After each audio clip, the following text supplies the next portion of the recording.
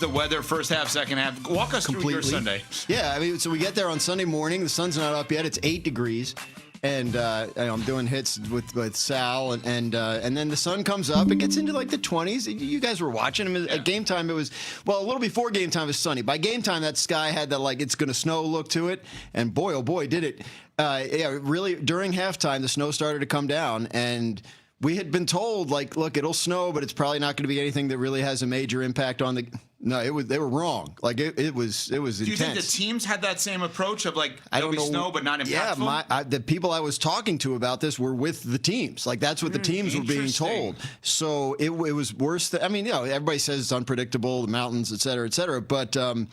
Yeah, I think it was more intense than they expected. You saw Ramondre Stevenson slip and fall. I mean, like I think, and then after the game, being down there for the presentation and interviewing guys, like it was pretty unpleasant. The weather, it was. So Mike Vrabel, Sean Payton, two of the most prepared coaches literally in the history of the NFL. This is not meant to be a slight at either one of them. Were both teams unprepared? I don't know if it's unprepared. I think, you do the best with the information you have. Like it snowed worse than they were expecting, and so. You're prepared for snow. I don't think. Look, it impacted the play of the game just because it was hard to see. Like I don't know how you could prepare for that. Right. So they always have different length cleats. If you're starting to slip, they can change shoes. I'm sure some guys change shoes for the second half. So no, I don't think it was a factor of preparation. I just think it was a factor of the conditions got very, very bad. And there's very little you can do, especially offensively, especially with a backup quarterback, once you get in that situation. Dan, to bring you in a little bit behind the scenes, Evan is bracing himself today for breaking news. Okay. He is expecting a head coach to be hired today because Adam Schefter said that he thinks that all of the vacancies could be filled by tomorrow. So we're bracing for breaking news. In your opinion, what do you think the next job to be filled in the NFL will be? I would guess Cleveland. Cleveland seems like they're pretty close. They spent a lot of time yesterday with Nate Scheelhaase, who's the young passing game coordinator for the Rams. It's been thought for a while now that he's been very high on their list. And I think with Grant Udinski from the Jaguars pulling out, I think they're pretty much down to where they are with this guy. And if not him, then maybe it ends up just being a promotion for Jim Schwartz, the defensive coordinator, to head coach, because he's interviewed twice for it. Let it be known that he wants it. So it sounds like they're getting to the point of a decision there. Now, it could be if they want Scheelhaase. He talked to the Bills last night. Does he drag it out a little bit? But that'd be my guess. I wouldn't be shocked if any of the four happened today, or if all of the four happened today. But who's next? My best guess is Cleveland. Interesting. So let's talk about the Bills. You just brought them up. I believe, Graz, almost all of the coaches. You have breaking news? Nope. Oh, all of the coaches. But I had to check. He's so excited. Oh. Yeah, so I had to check in case. It was probably Nuno saying, can you move to your left? Nuno texts me exactly once a week, asks me if I'm okay to do a certain time on Tuesday, and I say yes. If you look at my text history with Nuno, that's all it is. That's the whole thing. And you just respond yes every time? Is 7:15 good? Yep. And then he thumbs ups that text, and then I hear from him again next Monday. Very efficient. Yeah. So there's no pleasantries. There's no, hey, I read your story. That was good. No, nothing. We're not trying to build a relationship. He knows nothing of my work other than this 5-10 minutes every Tuesday morning. I love that. Okay, now to Buffalo. I believe that all of the coaches that have been hired should be hired this cycle so far. I just believe a lot of them are on the wrong teams. No, seriously. Yeah, that makes sense. Why is Buffalo not hiring a win-now coach? Or not looking, to our knowledge, at a win-now coach? I don't. That's a good question. I mean, what do you mean? Like, should they hire John Harbaugh? He was already hired by the time they fired their coach. Right. So Mike McCarthy. Mike McCarthy, yes. Okay. Would be a guy that theoretically would come in and say, low end, I'll give you 12. High end, I'll give you 14. I'll give you a playoff win. And Josh, if you can navigate the other few games for me, we should be good to go. Whereas if you hire Davis Webb for his first coaching job 3 years after he stopped playing, it's a major, major risk with a team that's right on the cusp. It's a good question.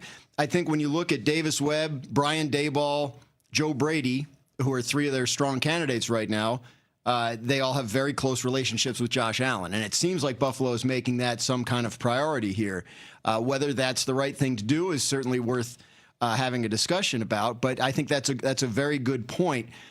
Does Buffalo feel like Pittsburgh, I don't want to speak for Pittsburgh fans, but my guess is the way that's gone over in Pittsburgh is like, this is just sort of a safe play.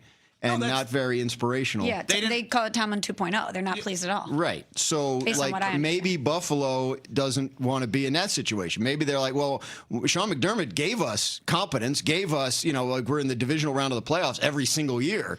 We want something that will elevate us, so maybe we do need to throw a little bit of a Hail Mary. I mean, that may be part of their thinking, but it does seem the search has been very Josh Allen-centric so far. Oh, sorry. I thought you had something else on I that. was just going to say, to me, let's just use Davis Webb. He may go down as the greatest coach in the history of the NFL for all I know. Sure. It's just not going to be next year. Right. And to me, next year is the last year, is how you have to look at it, of Josh Allen. It's not actual. No, it's not actually. You're you have to running treat it that out way. of time Gotcha. with this group as it's built. If you think this group is Super Bowl worthy, this group is not this group 2 years from now. Right. So you have to do it next year. And Davis Webb would then have, as an example, would have to have the single greatest first-year coaching job in the history of the sport. In his fourth year as a coach, period. Yeah. Not a head coach, but And I look at this as a negative, best of friends with the quarterback. Right. So, yes. I mean, look, a week ago, we were talking about Sean McDermott just got fired. Like, what you want when you hire a head coach is Vrabel. You want a guy that has the building, that know. Yes, he's good at managing the game, but he's also good at running practice and setting the tone for the entire organization. There aren't 32 of those guys, right? So the Bills had one, and they fired him. So that's my point. Is like, are you going to go for that again? If you already had Sean McDermott in the building, who can do all those things, proven over 9 years, had you in the playoffs 8 out of 9 years, when you didn't go for 17 before he got there. So are they trying to do something different, or are they in a position where they don't know what they're doing because maybe the owner got upset and fired a guy without thinking about it too hard? So I think it's a very interesting search that we really didn't see coming, and has been hampered a little bit by the fact that they started late. And I'm fascinated to see where it lands. Well, speaking of giving up on people, Sam Darnold's in the Super Bowl. Sure is. Which team that had him in the building should regret letting him go the most? I mean, Minnesota, obviously, given the way the year went, and I understand, it's hindsight, they had a plan and they stuck to it, which, we often give organizations a hard time for not doing that. But it didn't work out. So, when you look at how he played in Seattle, it's obvious last year wasn't a fluke. And I think it's fair to say the 2025 Minnesota Vikings would have been a better team with Sam Darnold at quarterback than they were with what they had. I don't think that's like a hot take. No. The Jets had him, Carolina had him, San Francisco had him as a backup, but they're fine. I think Minnesota's got to be the answer, even though it seems like the easy one. Smalls has been asking that question today, Dan. And we're talking to Dan Graziano, ESPN NFL reporter here on Unsportsmanlike, presented by Progressive Insurance. And I have to own the fact that I would have made the exact same decision that every one of the teams that let him go made. Well, that's the thing. We were talking for Get Up, did he prove his critics wrong? Well, no. I mean, the first 5 years of his career were bad. The last couple games of last year were bad. Those criticisms are correct. Yeah. Now, if the critics were saying, "Oh, you can never get to a Super Bowl with Sam Darnold," then yes, he proved them wrong. And I said that. Right? But I mean, it's not wrong to assess his time with the Jets and Carolina and say that it didn't live. I mean, he was picked third. It obviously didn't live up to that. So he goes to San Francisco for a year, sort of rehabilitates under Kyle Shanahan and that staff as a backup. And then now we see these last 2 years with the 14-3 Vikings and the 14-3 Seahawks who are in the Super Bowl. So it's a story of persistence and continued development. And it's a story of how important it is to have the right people around you if you want to succeed. Early look at the Super Bowl, Dan. What X factors are you paying attention to in this matchup? I just don't know if we really know, and Patriots fans get mad. Do we really know how good they are? The three teams they've beaten had in the playoffs had nothing at all on offense. How much of that is because of the Patriots defense, and how much of that is because, the Chargers didn't have tackles and C.J. Stroud had a meltdown and Bo Nix broke his ankle. We just don't know. So could I see the Patriots defense stifling that Seahawks offense? And we look at it and say, they won that Super Bowl with defense, even though they didn't play particularly well on offense throughout the whole run. Sure. But I also could see Seattle, kicking their butts. I don't think that's outside the realm of possibility, because I think Seattle offers a lot more on offense than anyone else they've faced so far in the playoffs. As a Patriots fan, I can tell you what they're elite at from my perspective, and that's their brain.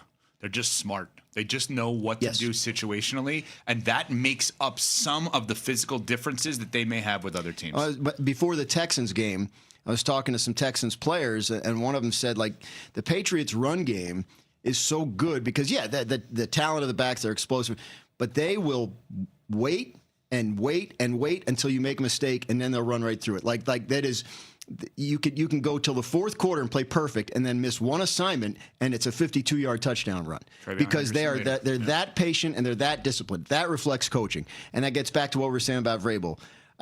What he's instituted there in a short period of time, they are almost certainly not going to lose the game because they did something dumb. Good for next Tuesday? I don't know. We'll wait and see. Thumbs up? Nuno's going to have to reach out on Monday and see. Get a big thumbs up. We're not on next Tuesday. Yeah. Oh, you're not? Somebody We're flying will to be. San Francisco. I am too, but I may stop here first and do some shows. Wow. I mean, come on. Wow. You know? Wow. Well, all right. Well, I'll miss you guys. I guess I'll see you in Radio Row or whatever. Yeah. Thumbs up. Pop Thumbs by. up. We would We'll love to see. see Yeah, ya. 3